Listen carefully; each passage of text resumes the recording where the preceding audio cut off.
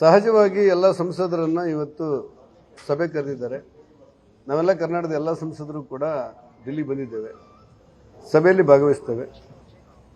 ಅತ್ಯಂತ ಸಂತೋಷ ಅಂತ ಹೇಳಿದರೆ, ನಮ್ಮ ನಿರೀಕ್ಷೆಗಿಂತ ಅಲ್ಪ ಸ್ವಲ್ಪ ಹೆಚ್ಚು ಕಡಿಮೆ ಆದರೂ ಕೂಡ NDA ಸರ್ಕಾರ ಮತ್ತೆ ಬರುತ್ತೆ, ಪ್ರಧಾನಮಂತ್ರಿಯಾಗಿ ಮತ್ತೆ ನರೇಂದ್ರ ಮೋದಿ ಅವರು ದೇಶದ ನೇತೃತ್ವ ವಹಿಸ್ತಾರೆ ಅನ್ನೋದೇ ಇಡೀ ಭಾರತ ದೇಶದ ಜನತೆಯ ಜೊತೆಯಲ್ಲಿ ನಮಗೆಲ್ಲರಿಗೂ ಕೂಡ ಸಂತೋಷ ಮತ್ತು ಸಮಾಧಾನ ಆಗಿದೆ. ಇದೇ ಭಾರತೀಯರಿಗೆ ಹೆಮ್ಮೆ ಅಂತ ನಾವು ತಿಳ್ಕೊಂಡಿದ್ದೇವೆ.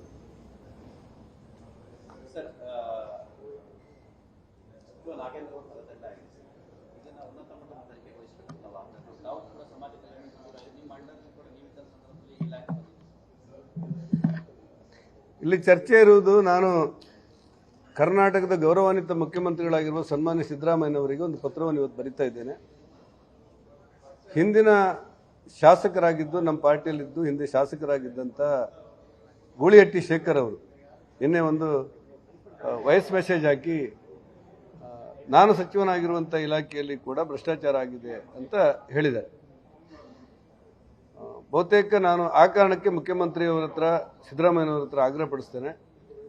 ಕರ್ನಾಟಕ ರಾಜ್ಯದಲ್ಲಿ ನಾನು ಸಚಿವನಾಗುವ ಸಂದರ್ಭದಲ್ಲಿ ಒಂದಿಷ್ಟು ಆರೋಪಗಳು ಬಂದಿತ್ತು ಅಧಿಕಾರಿಗಳ ಮೇಲೆ. ನಾನು ಸಚಿವನಾದ ತಕ್ಷಣ ಇಲಾಖೆ ಹಿರಿಯ ಅಧಿಕಾರಿಗಳನ್ನು ಕರೆದು ಅದನ್ನು ತನಿಖೆ ಮಾಡಬೇಕು ಅಂತೇಳಿ ಒಂದು ಆದೇಶ ಕೊಟ್ಟಿದ್ದೆ. ಆನಂತರ ಬೋವಿ ಜನಾಂಗದವರು ಬಂದು ಪ್ರತಿಭಟನೆ ಮಾಡಿದರು. ನಮ್ಮ ಬೋವಿ ನಿಗಮದಲ್ಲಿ ಭ್ರಷ್ಟಾಚಾರ ಆಗಿದೆ, ಕೆಲವು ಅಧಿಕಾರಿಗಳು ಇದರಲ್ಲಿ ಶಾಮೀಲಾಗಿದ್ದಾರೆ ಅಂತೇಳಿ.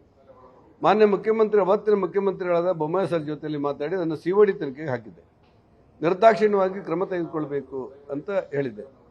ದುರಾದೃಷ್ಟಕ್ಕೆ ಗೂಳಿಹಟ್ಟಿ ಶೇಖರ್ ಅವರು ಯಾರನ್ನೋ ಬಚಾವ್ ಮಾಡುವ ಉದ್ದೇಶಕ್ಕೋ ಅಥವಾ ಯಾರನ್ನೋ ಸಮಾಧಾನ ಮಾಡುವ ಉದ್ದೇಶಕ್ಕೋ ಸಲ್ಲದೇ ಇರುವಂಥ ಆರೋಪಗಳನ್ನು ಮಾಡ್ತಾ ಇದ್ದಾರೆ. ಅವ್ರು ಮತ್ತೊಂದು ಮಾತಾಡಿದ್ದು 63 ಕೋಟಿ ರೂಪಾಯಿ ಇದೆ ಶ್ರೀನಿವಾಸ್ ಪೂಜಾರಿ ಹತ್ರ ಸಂಪನ್ಮೂಲ ಅಂತ ಹೇಳಿದ್ದಾರೆ. ಮಾಧ್ಯಮವೊಂದು ನನ್ನ ಚುನಾವಣೆ ಸಂದರ್ಭದಲ್ಲಿ ತಪ್ಪಾದ ಲೆಕ್ಕಾಚಾರಗಳನ್ನು ಕೊಟ್ಟಿತ್ತು. ತಪ್ಪಾದ ಲೆಕ್ಕಾಚಾರಗಳನ್ನು ಕೊಟ್ಟಾಗ ನಾನು ಹೇಳಿದಾಗ ಅದೇ ಮಾಧ್ಯಮದವರು ಬೇಷರತ್ತಾಗಿ ವಿಷಾದ ಸೂಚಿಸಿ, ಇದು 3.5 ಕೋಟಿ ರೂಪಾಯಿ ಒಟ್ಟು ಆದಾಯ, ಆಸ್ತಿ, ಸಾಲ ವಗೈರೆಗಳೆಲ್ಲ ಸೇರಿದರೆ ಅದು ನಮ್ಮದು 63 ಅಂತೇಳಿ ತಪ್ಪಾಗಿದೆ ಅಂತೇಳಿ ಅವರೇ ಹೇಳಿದ್ದಾರೆ. ಅದನ್ನು ಕೂಡ ಅವರು ಗಮನಿಸದೆ ಈ ರೀತಿ ಒಟ್ಟಾರೆ ಆರೋಪಗಳನ್ನು ಮಾಡ್ತಾ ಇದ್ದಾರೆ. ವಾಸ್ತವಿಕತೆ ಗೊತ್ತಿರಬೇಕೇನೆಂದರೆ, ಭಾರತ ದೇಶದಲ್ಲಿ ಏನೋ ನಂಗೆ ಗೊತ್ತಿಲ್ಲ, ಕರ್ನಾಟಕ ರಾಜ್ಯದಲ್ಲಿ ನನ್ನ ಮೇಲೆ ವಿಪಕ್ಷಗಳು ಆರೋಪಗಳು ಮಾಡಿದಾಗ ನಾನೇ ಸ್ವತಃ ಕರ್ನಾಟಕದ ಲೋಕಾಯುಕ್ತರಿಗೆ ಒಂದು ಪತ್ರ ಬರೆದಿದ್ದೆ. ಆ ಪತ್ರದಲ್ಲಿ ನಾನು 2008ರಿಂದ ಇಲ್ಲಿಯವರೆಗೆ ಸುಮಾರು 15 ವರ್ಷಗಳ ಕಾಲ ಶಾಸಕನಾಗಿ 5 ಸಾರಿ ಕ್ಯಾಬಿನೆಟ್ ಆಗಿ ನಾನಿದ್ದೆ.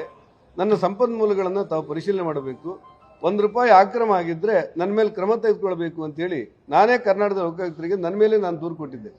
ಲೋಕಾಯುಕ್ತರು ತನಿಖೆ ಮಾಡಿ ನಿಮ್ಮ ಆದಾಯ ಮತ್ತು ನಿಮ್ಮ ವೆಚ್ಚ ಎಲ್ಲವೂ ನಿಮ್ಮ ಚೌಕಟ್ಟು, ನಿಮ್ಮ ಆದಾಯದ ಚೌಕಟ್ಟಲ್ಲೇ ಇದೆ, ರಾಜಕಾರಣದಲ್ಲಿ ಇಂಥ ಆರೋಪಗಳು ಸಹಜವಾಗಿ ಬರುತ್ತೆ ಅಂತ ಹೇಳಿ ಸರ್ಟಿಫಿಕೇಟನ್ನು ಕೊಟ್ಟಿದ್ದಾರೆ. ಆ ಸರ್ಟಿಫಿಕೇಟ್ ಕೂಡ ನನ್ನ ಕೈಲಿದೆ. ಆ ಕಾರಣಕ್ಕೆ ನಾನು ಸಿದ್ದರಾಮಯ್ಯನವರಿಗೆ ಈ ಸಾರಿ ಆಗ್ರಹಪಡಿಸ್ತಾ ಇದ್ದೇನೆ, ದಯವಿಟ್ಟು ನಾನು ಸಚಿವನಾಗಿದ್ದಾಗ, ಕೋಟಾ ಶ್ರೀನಿವಾಸ ಪೂಜಾರಿ ಸಮಾಜ ಕಲ್ಯಾಣ ಮಂತ್ರಿ ಸಚಿವನಾಗಿದ್ದಾಗ ₹1 ಭ್ರಷ್ಟಾಚಾರ ಆಗಿಲ್ಲ ಅನ್ನುವಂಥ ವಿಶ್ವಾಸ ನನಗಿದೆ ಮಂತ್ರಿ ಮೂಲಕ. ಹಾಗೇನಾದರೂ ನಡೆದಿದ್ದರೆ ಈಗಾಗಲೇ ಪೂರ್ಣ ತನಿಖೆಯನ್ನು ನೀವು ಮಾಡಬೇಕು ಅನ್ನುವಂಥ ಆಗ್ರಹವನ್ನು ಈ ಸಂದರ್ಭದಲ್ಲಿ ಮಾಡ್ತೇನೆ. ಮತ್ತು ನಾನು ಇಲಾಖೆಯವರು COD ತನಿಖೆಗೆ ಆದೇಶ ಕೊಟ್ಟಿದ್ದರು. ಆ COD ತನಿಖೆ ಆಗ್ತಾ ಇದ್ದು ಈಗ ನಿಮ್ಮ ಸಚಿವ ಸಂಪುಟದಲ್ಲಿರುವ ವ್ಯಕ್ತಿಯ ಮೇಲೆ ಆರೋಪಗಳು ಬಂದಾಗ ಸರ್ಕಾರದ ರಕ್ಷಣೆಗೂ ಅಥವಾ ವ್ಯಕ್ತಿಗಳ ರಕ್ಷಣೆಗೋಸ್ಕರ ಯಾರೋ ಕೈಯಿಂದ ಇಂಥ ಕ್ಷುಲಕವಾದಂಥ ತಪ್ಪು ಮಾಹಿತಿಯನ್ನು ಸಮಾಜಕ್ಕೆ ಒದಗಿಸುವುದು ಆರೋಗ್ಯಕರ ಲಕ್ಷಣ ಅಲ್ಲ. ಆದ್ರಿಂದ ನಾನು ಮಂತ್ರಿಯಾಗಿರುವಾಗ ಏನಾಗಿದೆ ಅಂತ ನೀವು ಇವತ್ತು ನಿಮ್ಮ ಕಡೆಯಿಂದ ಹೇಳಿಕ್ಕೆ ಪ್ರಾರಂಭ ಮಾಡಿದ್ದೀರೋ ಅತ್ಯಂತ ನೋವಿನ ಸಂಗತಿ ಅಂತ ಹೇಳಿದ್ರೆ, ನಿಮ್ಮ ಸಚಿವ ಸಂಪುಟದ ಉಪಮುಖ್ಯಮಂತ್ರಿಗಳು ಕೂಡ ಇದೇ ಮಾದರಿಯಲ್ಲಿ ಮಾತಾಡ್ತಾ ಇರುವುದನ್ನು ನಾನು ಕಂಡೆ. ದಯವಿಟ್ಟು ನಾನು ಸಚಿವನಾಗಿದ್ದಾಗ ಏನಾಗಿದೆ ಅನ್ನೋದನ್ನು ನಿಷ್ಪಕ್ಷವಾದಂಥ ತನಿಖೆ ಮಾಡಬೇಕು ಅನ್ನುವಂಥ ಆಗ್ರಹ ಪಡಿಸ್ತೇನೆ. ನಾನು ಗೂಳಿಹಟ್ಟಿ ಶೇಖರ್ ಅವರು ನನ್ನ ಸ್ನೇಹಿತರಾಗಿದ್ದರು ಶಾಸಕರಾಗಿ, ಆ ಕಾರಣಕ್ಕೆ ಈಗ ಸುಮ್ಮನೆ ಇದ್ದೆ. ಗೂಳಿಹಟ್ಟಿ ಬದಲು ಬೇರೆ ಯಾರಾದರೂ ಮಾತಾಡಿದರೆ ಮಾನನಷ್ಟ ಮೊಕದ್ದಮೆಯನ್ನು ಹೂಡಲಿಕ್ಕೂ ಕೂಡ ತಯಾರಿ ಮಾಡ್ತೇನೆ. ಧನ್ಯವಾದ. ನ್ಯೂಸ್ ಫಸ್ಟ್, ನಿರ್ಭೀತಿಯಿಂದ ನಿಮ್ಮ ಪರವಾಗಿ.